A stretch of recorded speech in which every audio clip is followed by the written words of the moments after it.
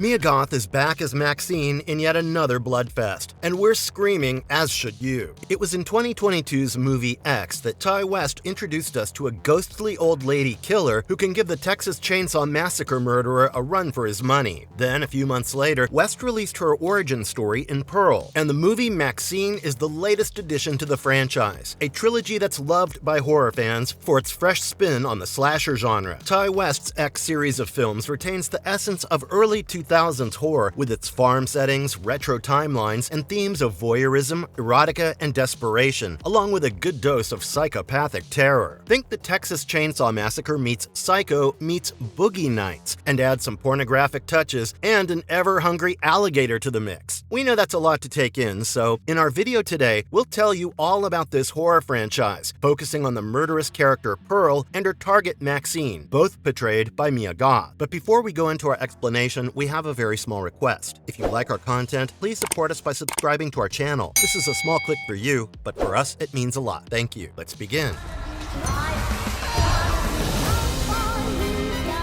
Pearl. The timeline of the films is a bit twisted, and so is our main character here. The release order of the films goes this way, starting with X in March 2022, followed by its prequel in September that year, and now Maxine, which is a direct sequel to X. First, we're going to be talking about Pearl to help you understand why the titular killer butchers people in the movie X. At the very start of the movie, which is set during the First World War in 1918, Mia Goth's Pearl is introduced as a naive farm girl from Texas who harbors dreams of becoming a showbiz star someday. But her biggest obstacle is her constantly bickering mama, who sees her daughter as a failure and never forgets to remind her of that. While Pearl puts on her mom's dressy gown and practices dancing, her mother enters without knocking and forces her to change into dirty overalls. As Pearl goes to feed the farm animals, she picks up the pitchfork and randomly stabs a noisy goose with it, revealing her psycho persona. Pearl has an unusual animal for a pet, a she-crocodile named Theta in the nearby lake, and feeds the goose to her. Pearl and her family have been living in isolation to avoid the Spanish influenza, but she occasionally gets to go to town to fetch morphine for her paralyzed and wheelchair-bound father, who has lost his ability to speak. That's her only form of recreation, when she gets to be away from the disapproving gaze of her mother and watch a movie or two in the town theater. Pearl cares for her parents, but hates her poor life on the farm. Her lifelong dream has been to leave this life for a more comfortable one. Later in the movie, Pearl reveals that the promise of a rich life prompted her to marry Howard, the whimsical son of an affluent family. But she was forced to remain on the farm when Howard chose to do farm work and then later joined the war. Thus, Pearl feels all kinds of frustration. She feels abandoned by Howard and suffocated by her mother. In town, she meets the handsome projectionist of the theater, who fuels her dreams of joining showbiz and tells her of the art scene in Europe. Pearl realizes her torturous mother and terminally ill father will always hold her back, and she speaks her intrusive thoughts out loud. If only they would just die. But Pearl sees the projectionist as a window of escape, and in her delusion, she misinterprets his flirtatious advances as words of promise. He shows Pearl a silent-era pornographic movie, a free ride, and on her way back, Pearl gives in to her sexual impulses and makes out with a scarecrow, touching her own self pleasurably. Pearl's psychotic character is built up all through the first half, with more snippets of her impulsive acts, such as crushing the eggs in the barn with her bare hands, almost feeding her dad to Theta, bathing in front of her father, and even choking him to get a reaction. She keeps taking sips of the morphine every now and then, showing her deranged persona and also suggesting that she too needs to numb her inner pain. Meanwhile, dinner at this German household is a stressful affair, as the mother never stops reprimanding Pearl and even forces her to go supperless one night. Later, the mother reveals that she's gone through Pearl's personal stuff and knows that she sneaks into the movies. She's also seen what Pearl does in private, both her sexual and murderous deeds, and tells her daughter that she's purely malevolent. By this time, Pearl's sister-in-law, Mitzi, tells her of an audition at the local church for a Christmas dancing troupe, and Pearl dares to inform her mother about it. The mother gets furious and shames her daughter for thinking of abandoning the family and apparently being selfish. She threatens Pearl with words like, "You don't want to know what I could do to you," and plans to lock her in the basement. She also describes Pearl as her biggest failure and curses her to get rejected at the audition. This is when Pearl has her first first real meltdown, exactly at midpoint through the movie. Pearl's psycho persona takes over, and she exchanges a few slaps with her mother, pushing her against the hearth. Her mother's dress catches fire, and she starts getting burnt alive. Pearl douses the fire by pouring boiling hot water over her. With the flesh melting off her mother, who's still alive, she drags her body down to the basement with her head hitting against every stair. This first act of murdering a human gives Pearl a rush of energy, and leaving her incapacitated father with a shocked expression, Pearl shows up at the projectionist's doorstep. They have sex, and he decides to drive her back home in the morning, which turned out to be a bad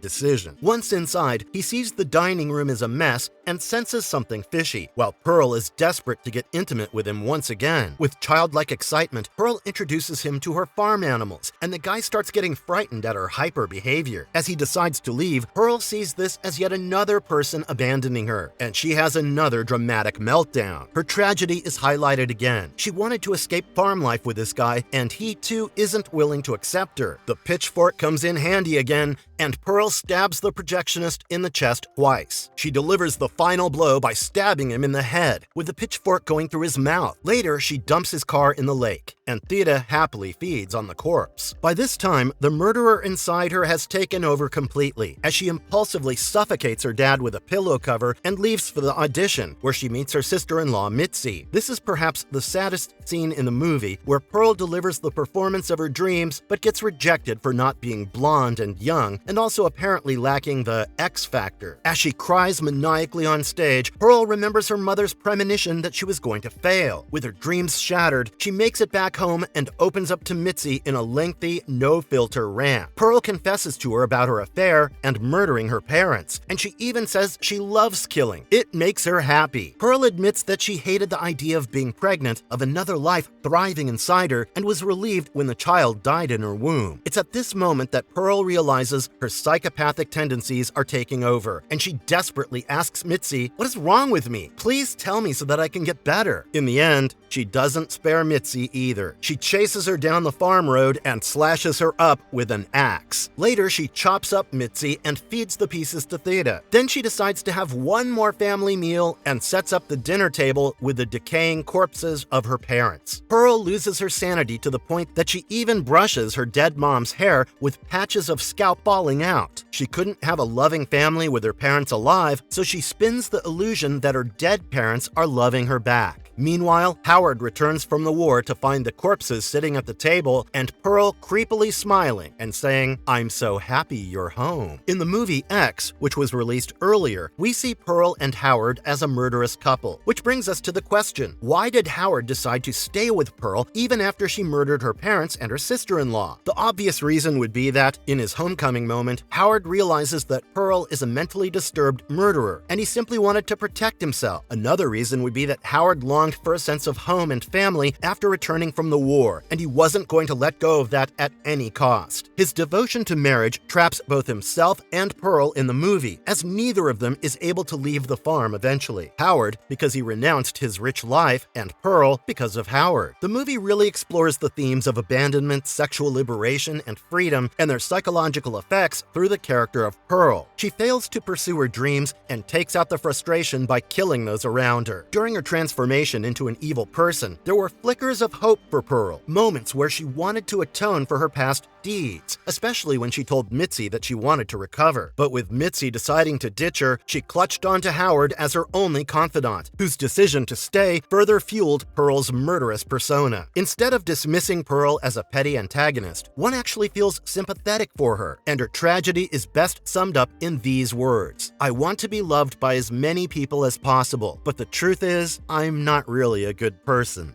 Daddy catches us. There's no telling what he might do.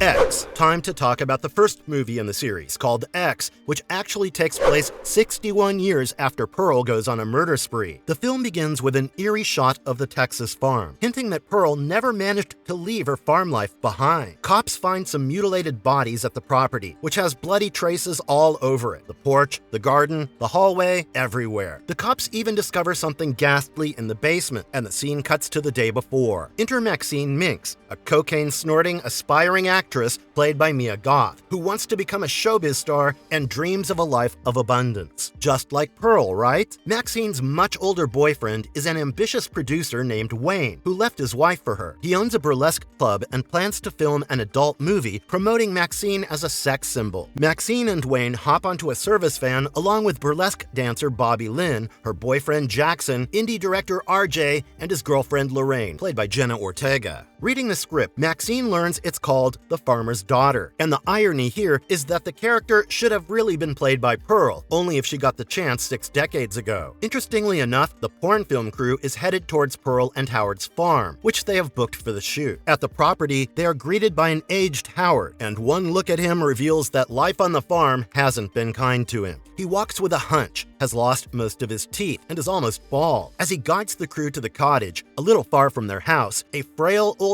Pearl appears at the window, staring at Maxine. The interesting thing is, in the movie, Mia Goth plays both the young Maxine and the old haggard Pearl, thanks to 10 hours of prosthetic makeup every day on the shoot. Pearl's storyline in this movie explores the themes of fleeting youth, the frail nature of beauty, aging, and a desperate longing for the past. The young and free Maxine is meant to juxtapose the aged Pearl. In her time, Pearl was restricted by societal rules, and her dreams remained unfulfilled in a conservative society. But in her 80s, Maxine has grown up with enough freedom to do what she wants and even has sexual liberation. Maxine is told by Wayne that you are special, there's nobody out there like you, as opposed to Pearl's mom telling her she's a failure and an anomaly. Maxine hates blood and gore, while Pearl loves a good dose of blood and butchery. While Pearl and Maxine are meant to contrast each other, they do have some obvious similarities, such as, just like Pearl, Maxine too is sick and tired of not getting what she wants. Maxine is the daughter of a conservative televangelist who keeps preaching about righteousness throughout the movie. So she too comes from a conservative background, but at least she has the freedom to pursue her American dream. The similarities are shown in more tiny details, such as how, just like a younger Pearl, Maxine too wears denim overall. And the most striking similarity between Pearl and Maxine is their love for fame. Now back to the storyline. Pearl glares at Maxine from the window and is startled at her younger, more attractive doppelganger. So is Howard, who eyes Maxine creepily and then tells the rest of the crew that he already hates them. Wayne gives Howard some extra cash and they go on to shoot their explicit content. In the meantime, Maxine takes a break and goes for a swim in the lake, unaware that Pearl's pet crocodile, Theta, haunts the waters. Maxine swims around naked, and Pearl stalks her in the shadows before luring her inside and offering lemonade. This is the first real glimpse of the aged Pearl, and age hasn't been kind to her either. She's pale and wrinkly, with a skeletal body and yellow eyes, and her hair is falling off, making her look like a zombie. When she caresses Maxine's body, Maxine is freaked out and runs back to the cottage. Pearl then hunts through her dust-gathered makeup kit and tries to recreate Maxine's makeup. Later, when Maxine films intimate scenes with Jackson, Pearl secretly watches them having sex and imagines herself in Maxine's position. Back home, Pearl tries to seduce Howard, but Howard explains that he cannot engage in sexual activities because of his heart condition, suggesting that Howard can no longer satisfy Pearl's sexual desires. Meanwhile, porn movie director RJ's girlfriend Lorraine tries to shame Maxine for having sex with Jackson on screen, who is somebody else's boyfriend, and Maxine snaps at her, saying she has no regard for outdated traditions and lives life by her own rules. Inspired by that, Lorraine decides to star in the movie, and RJ is forced to film his girlfriend getting intimate with Jackson. This angers RJ, and he decides to leave the farm with his van, abandoning the crew. On his way out, RJ finds a visibly distressed Pearl standing at the gate. As he gets out of the car to comfort Pearl, she starts caressing his body and moaning. Freaked out, RJ attempts to look for Howard, which reminds Pearl how her husband refuses to touch her, and now RJ also wouldn't make out with her. In a fit of rage, Pearl marks her first kill in the movie, stabbing RJ multiple times in the neck. The blood splatter turns the headlights of the car red, and Pearl then starts dancing over RJ's mutilated body like a maniac. Back at the cottage, Lorraine and Wayne realize RJ's missing, and they part ways to look for him across the farm. By this time, Howard has realized that the crew is shooting an adult movie, and given his own inability to have sex, X, it makes him furious. He channels his frustration at the crew and decides to take them down one by one. Howard tricks Lorraine into going to the basement to look for a flashlight and traps her there, while Pearl kills Wayne at the barn. She uses her trusty old weapon, the pitchfork, to stab Wayne's head, piercing his eyes. Meanwhile, what Lorraine finds in the basement reveals a terrifying truth. She sees a bruised corpse of a male hanging from the ceiling. His trousers are pulled down, revealing that Pearl and Howard used to sexually exploit the captive. This discovery elicits a shocking scream from Lorraine, turning it into an iconic moment in the franchise. With Wayne and RJ butchered and Lorraine locked in the cellar, Howard shoots Jackson dead, and Pearl feeds his girlfriend Bobby Lynn to Theta. Then a horny Pearl sneaks into Maxine's bedroom, undresses herself, and lies down beside Maxine. As Pearl begins to caress Maxine's body, smothering her in blood, Maxine wakes up with a deafening scream and realizes every other member of her crew is missing from their rooms. Maxine figures out she's next on this deranged couple's hit list and hides under the bed while Pearl and Howard have sex on it. Maxine runs to RJ's van and hears Lorraine's screams from the cellar, rushing in to free her and also looking for the van keys. After Howard earlier cut off Lorraine's fingers, Lorraine panics and flees the house, only for Howard to shoot her in the face. When the murderous duo attempt to drag Lorraine's corpse inside, the body twitches and gives Howard a heart attack. Maxine comes out of hiding, pointing the pistol at Pearl, but Pearl is so distracted that she asks Maxine to help her revive Howard instead. At this moment, Maxine would do anything to survive because she is yet to become a star. The world is yet to know her. She yells out these words: "I am a star. The whole world is gonna know my name. I will not accept a life I don't deserve," and pulls the trigger, only to realize the gun is empty. When Pearl fires her shotgun at Maxine, the recoil throws her out on the porch, breaking her hip, which Maxine later sees as a divine intervention to let her fulfill her destiny. Maxine grabs the keys and starts the car, while a paralyzed Pearl asks for help. Seeing Maxine escape the farm, something that Pearl could never do, she yells out, "You are not beautiful. You are not special. It will all be taken from you, just like it was from me." Maxine decides to shut her up and runs Pearl over with the car twice, smashing her head and blasting her brains out. Maxine then gets high, drives away with the car, and continues to pursue her dreams of becoming a showbiz star by moving from the adult film industry to Hollywood. Seeing Maxine, Pearl was reminded of her failed dream and also that she too was once young, and witnessing Jackson engage of acts of sex reminded Howard that he too once was capable of satisfying his wife's sexual demands, but not anymore. Thus, Howard and Pearl hunted with different motives. Howard killed the crew members by accusing them of enticing his wife, and Pearl wanted to kill Maxine because Pearl realized she was special. Maxine has the X factor that Pearl was rejected for not having back in the day, and she kills Bobby Lynn because she was a blonde, something that reminded Pearl of her sister-in-law, who got the part. The character of Maxine, too, is built up rather interestingly. From despising blood and gore to crushing Pearl's head, her transformation is proof that she too will go to extreme lengths to fulfill her dreams. Conversations between Pearl and Howard throughout the movie also reveal that the couple is used to a terrifying practice. It suggested that they rent out their cottage to visitors and then hold them captive. That way, Howard ensures that Pearl can carry on with her killing spree without wanting to leave the farm. There's a time when Howard says, "I have one in the cellar for you," talking about the captive Lorraine, meaning that he's been procuring victims for Pearl all these years. There's also a shot of a submerged car in the lake, which means they murdered visitors and dunked their cars in the water. Now, with Pearl and Howard dead, the latest movie, MaXXXine, focuses on the titular character who survived the Texas massacre by turning into a killer herself.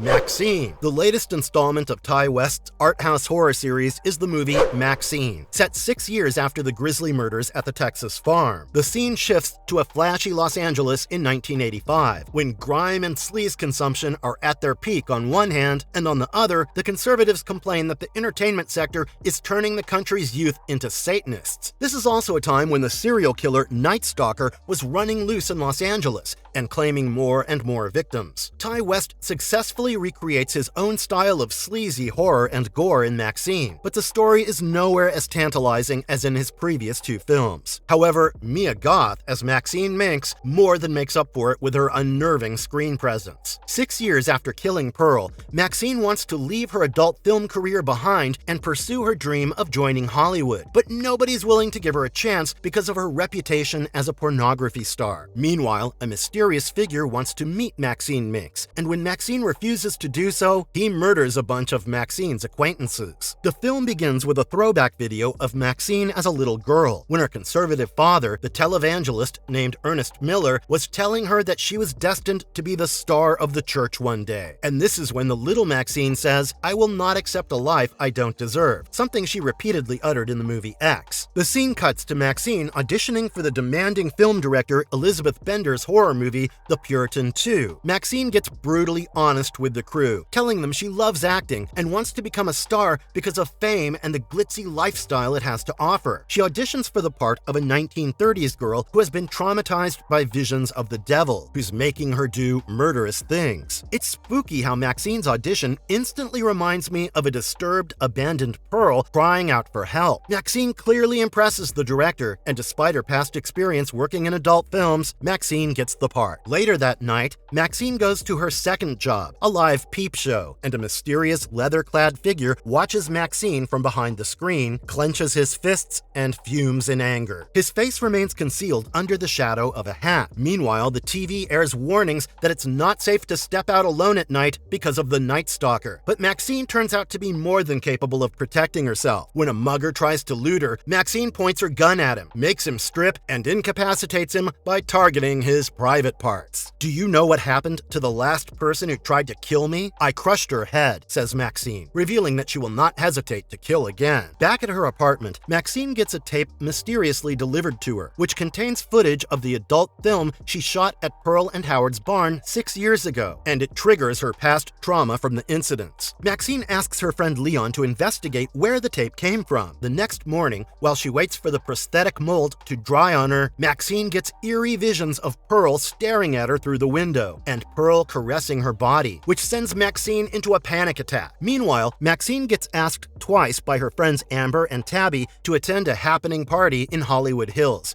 which she declines both times. And later, both her friends are murdered and dunked in a pond, with satanic symbols stamped on their bodies. Maxine is blackmailed by private investigator John Labatt, who threatens to send her to jail for her mysterious past if she doesn't meet him. John tells Maxine that his employer hired him to track her down and set up a meeting with them in the Hollywood Hills. But despite the many threats of bad press and ruining her reputation, Maxine decides not to go. She meets Elizabeth, the director of her new movie, who wants to show that the 50s were as equally corrupt as the 80s in an absolute bloodbath of a B-movie. Elizabeth drives Maxine to a motel set in Psycho and talks about a storyline with a serial killer disguised as an old woman. Behind the motel, Maxine sees a house with a window that resembles the window that Pearl used to stalk Maxine from, and even gets a spooky vision of the old haggard Pearl staring at her. On her way back, Maxine spots John following her and punches the hell out of him with keys between her knuckles. Later that night, the mysterious leather-clad chap who appears to be John's employer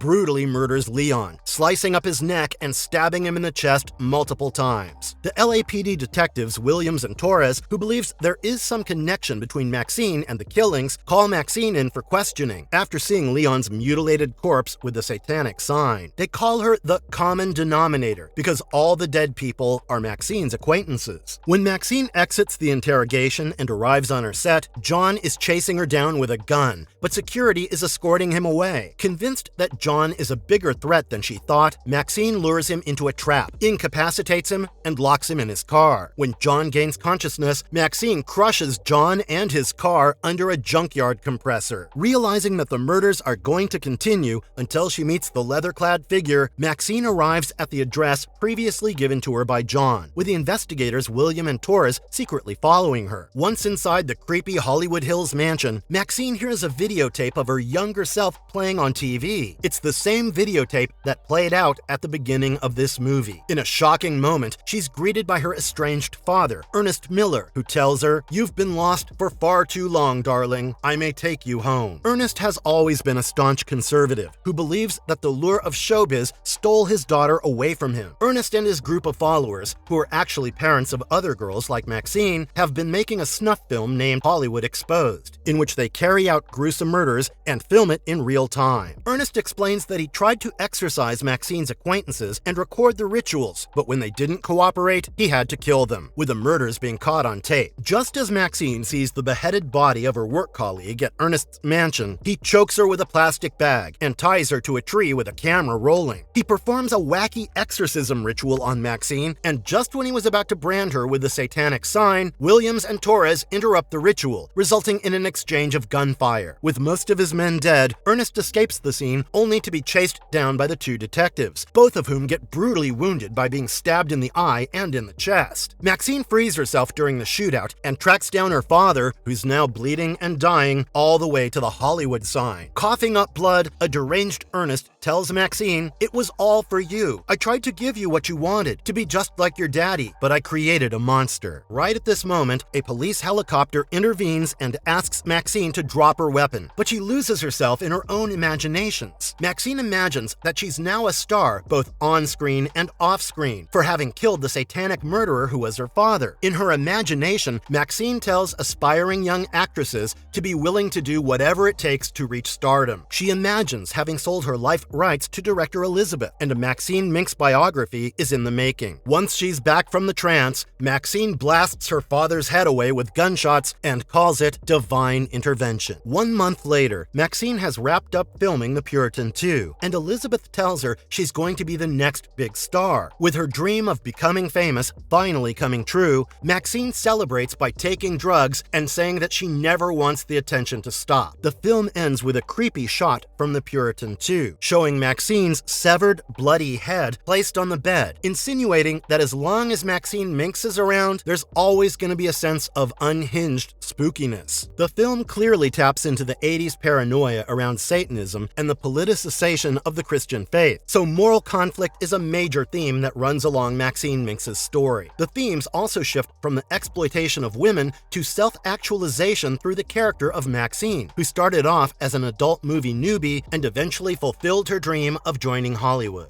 Marvelous verdict. Maxine Minx has turned into a killer for her dreams, and she has no regrets. That's how Ty West wraps up his Goth horror trilogy, but that doesn't necessarily mean that the Maxine Minx story ends right here, because the director is very open to the idea of expanding the franchise. In a recent interview, Ty West said, "I'm very proud of these 3 movies, and it feels like a good place to stop, but I do have ideas of how to continue this universe." The possibility of more Maxine movies is indeed exciting, but until the next update arrives, tell us what you think of Maya Goth's slasher film series in the comment section below. Have you given this latest film, Maxine, a try yet? It's definitely worth a watch. And if you liked our content, don't forget to leave a like and subscribe to us if you haven't already. Have a good one and be safe. Thanks, everyone.